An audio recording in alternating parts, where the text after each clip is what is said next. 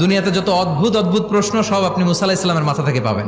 বিভিন্ন বিষয়ে আল্লাহরে প্রশ্ন করতেন। সাইয়েদনা মুসা আলাহিস সাল্লাম আল্লাহরে বললেন, আল্লাহ আপনি আমার এমন একটা জিকির শিখাইয়া দেন যে জিকিরটার শব্দ আপনি আর আমি ছাড়া কেউ জানবে না। দিনে রাতে সব সময় এই জিকির আমি করব, আপনারে ডাকবো, কিন্তু শর্ত হলো এই জিকিরটা জানবে শুধু আপনি আর জানবো শুধু আমি। আল্লাহ বললেন, মুসা পড়ো লা ইলাহা ইল্লাল্লাহ। মুসা আলাইহিস সালাম কয়, মাবুদ এটা তো জাতীয় জিকির, সবাই জানে। আমি তো চাইছি এক্সেলেন্ট একটা জিকির, কারো কাছে নাই, শুধু আমি জানবো আর আমি পড়বো।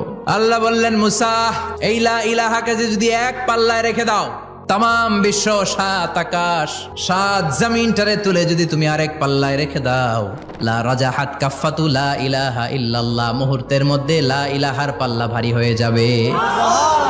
ও মুসা, তুমি যতই এক্সক্লুসিভ জিকির চাও, লা ইলাহার চেয়ে দামি জিকির আমার কাছে নাই।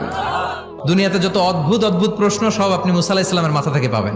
বিভিন্ন বিষয়ে আল্লাহরে প্রশ্ন করতেন। সাইয়েদনা মুসা আলাইহিস সালাম আল্লাহরে বললেন, আল্লাহ আপনি আমার এমন একটা জিকির শিখাইয়া দেন যে জিকিরটার শব্দ আপনি আর আমি ছাড়া কেউ জানবে না।